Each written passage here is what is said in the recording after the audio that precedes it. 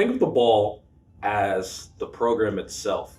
And think of the bowler as Dylan Ray. And the pins are success, right? And the holes are the players, okay? So Dylan grabs the ball, AKA the program, using the players, right? And he rolls the ball to success. I don't think my analogies are bad at all. I'd say that the one I just gave was probably top 10, actually. With bowling in mind. Hi, this is Derek Natali, and this is You and Him.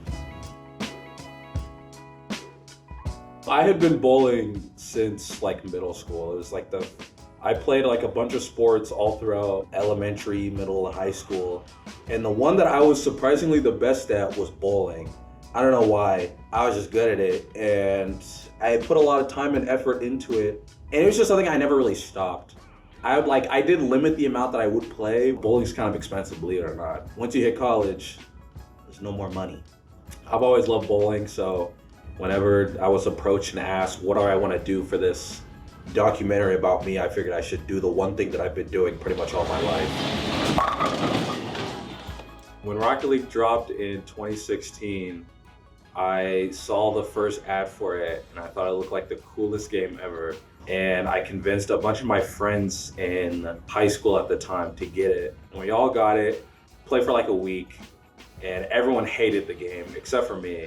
2020 hit, and like peak COVID time, I was doing nothing, just like sitting in my room. And I had another friend who was like, hey, like we should get back into Rocket League. I was like, all right. I pretty much spent all of 2020, 2021, like only playing Rocket League. I had a friend who played on the club teams at the time, and he was like, oh, like you should join the Rocket League Discord. And I was like, I don't really want to join. I don't know these guys. Like, I just play Rocket League for fun. It's not that deep. The first person I ever talked to was Pajama Llama. And he was a really welcoming guy, and you wouldn't believe it, because if you talk to him now, he's not a very welcoming guy. He was the first guy I ever talked to, and he was really nice, and asked him, I was like, hey, like, what are these club teams I keep getting announcements for? And he told me, he's like, you should try out. And so I tried out. You want me to go through that, or you want me to talk about that? Look to me when you're talking. Oh, you want me to talk to the camera? I forgot to press. You should have told me that. Oh, I feel weird because I've been staring at the camera the whole time. No one said it. I definitely wanted to play. I had tried out for B team once and didn't make it. I knew I wasn't gonna make it. I kind of just tried out to like see like, because I had gotten like pretty good. I had talked to Tritone for a while, and he even admitted later on, he was like, the only reason I started coaching you outside of clubs is because he was like, I thought you were funny. He like took me under his wing, he taught me everything. Tried out for B team once, didn't make it. Tried out for B team the second time, didn't make it, and I was so hurt. Casting was only because I was so mad that I didn't make the team. I don't want to cast, I've never casted before. And then Seth, the manager at the time, was like, we need casters. And he's like, you should cast, it'd be funny. He's like, then the way he tricked me is he's like, you can cast with Pajama Llama. Great guy, show up. It's not Pajama Llama, it's Bruce Almighty. Welcome to UNT Esports presentation of Collegiate Rocket League. I'm Bruce Almighty, and with me today, it's him. Hello. Thank you for having me here today. I like told him before the first cast, I was like, dude, I don't know what I'm doing. He's like, just follow my lead. First cast, he's like talking, and he stops, and then he looks at me, which was, I guess, his cue for me to start talking. I didn't know. So I stood there, and he kind of took over from me. But yeah, never really wanted to cast. It just kind of happened, and then it turns out that I was kind of good at it. Thank you so much for watching the stream today. I'm going to go outside and hope that I don't have a ticket. Bye. Bye. I guess the one thing I just didn't understand is like the mental aspect that goes into it. I mean, when you're watching from a third person, it just looks like your friends are playing video games with each other, which looks fun because I mean, you do it anyways. I guess when you actually get in that situation, you know, it's not all happy-go-lucky all the time. It's there are times where it gets tense, very tense. Everyone plays the game for fun at the end of the day, but when you start playing as a team, you kind of understand that people take the game more seriously. You're not going to think about the game the exact same way. And so egos and, mentalities collide, and, arguments break out. You're not going to be, best friends with them all the time, but you kind of learn to to get past it. You can ask anybody. Bro, that cheese gonna make you fart. Shut up! What have been your favorite moments or memories in the past 2 years? And then number one, I mean, hey, beating the A team in a 5-game series after they were about to reverse sweep. That was the first semester they did the same school qual. Going into that qual, we weren't like, oh, we're gonna lose the A team. I think that is the best Rocket League me, Jeremy, and Parker have ever played.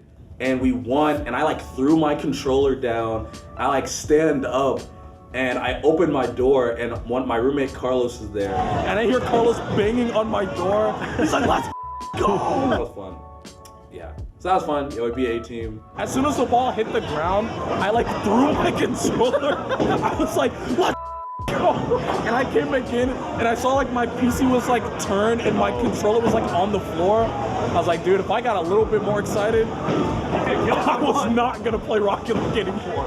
Shout out Dylan Ray, of course. Thanks for letting me try out for the team, and you've made this a very welcoming place to play. Thanks to V. I always love to make fun of him, and when I walk in, he's always doing nothing. I think it's hilarious. But we all know that he puts in more hours than any of us could imagine trying to make this a nice place for us. I miss Kevin so much. You know, he's off doing bigger, better things. So thank you for everyone who puts all that together, the streams and everything. Shout out Trey. Trey has coached me literally from day one, and he didn't have to. He's probably been my personal coach for like 2.5 years. Shout out all the Rocket League guys. I lived with 3 of them. Cameron Kelly, AKA Pajama Llama.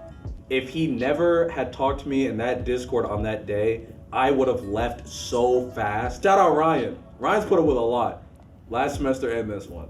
I am not an easy player to deal with, and I'm so sorry, because I'm sure he's wanted to throw something at me multiple times, so thanks. I am graduating with a bachelor's in information technology from the School of Engineering. I am going to work for Bank of America as a mainframe analyst. I'll ride that wave for however long I can, and then I'm leaving Texas ASAP. I'll always remember UNT. They gave me this nice jersey, and they helped me build up my ego enough to destroy people on Rocket League. To all the young kids out there who I may have been a role model for, I just want to let you know that I did this for you. When you grow up and you think, man, I really wish I was like that really handsome guy on the screen. I really wish I was just like him. You can grow up and be just like me. Well, not just like me, because there's only one of me, and I'm him. All right, man. Enough. Enough with the camera.